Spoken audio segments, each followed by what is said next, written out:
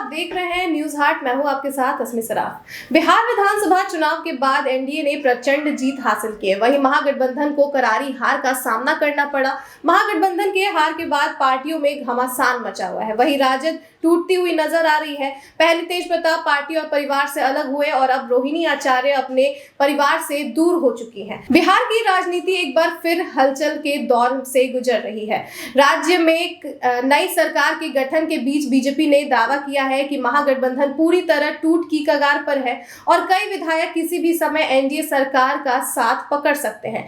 BJP का कहना है कि विपक्ष में बैठे विधायक अपने राजनीतिक भविष्य और क्षेत्रीय विकास को देखते हुए सत्ता पक्ष का साथ पकड़ने पर विचार कर रहे हैं। बीजेपी के वरिष्ठ प्रवक्ता प्रेम रंजन पटेल ने कहा कि महागठबंधन के कई विधायक अपने क्षेत्र की समस्याओं और विकास की जरूरतों को लेकर गंभीर है।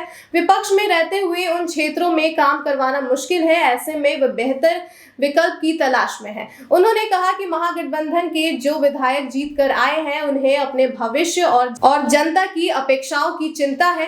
विपक्ष में बैठकर वे अपने इलाके का विकास नहीं कर सकते। जब तक वे सरकार के साथ नहीं जुड़ेंगे तब तक विकास कार्य संभव नहीं है।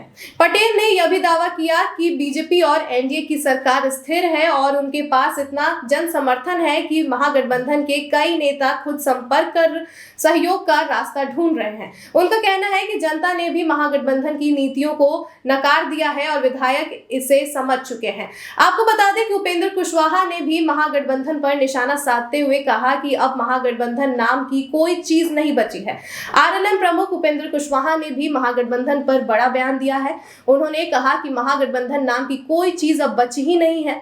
टूट टूट कर उसमें है ही क्या, किसी भी दिन उधर के लोग इधर आ जाएंगे। कुशवाहा ने स्पष्ट कर दिया है कि महागठबंधन की स्थिति बेहद कमजोर है और वहां असंतोष लगातार बढ़ रहा है। कुशवाहा के बयान के बाद सियासी गलियारों में यह चर्चा और तेज हो गई है कि बाहरी तौर पर एकजुट दिखने वाला महागठबंधन अंदर से खंडित हो चुका है। कई विधायकों के संपर्क में होने की खबरें पहले से आती रही है और अब बीजेपी के दावों के बाद इस संभावित राजनीतिक फेरबदल की आहट और तेज हो गई है। फिलहाल महागठबंधन की ओर से इस दावे पर कोई आधिकारिक प्रतिक्रिया नहीं आई है, लेकिन राज्य की राजनीति एक बार फिर बड़े बदलाव की ओर बढ़ती नजर आ रही है। आने वाले दिनों में राजनीतिक गतिविधियां और भी तेज होने की उम्मीद है और सबकी नजरें इस बात पर टिकी है कि क्या वाकई महागठबंधन में टूट सामने आती है या यह सिर्फ राजनीतिक दबाव बनाने की रणनीति है। तो फिलहाल के लिए बस इतना ही। आप देखते रहिए न्यूज हाट। धन्यवाद।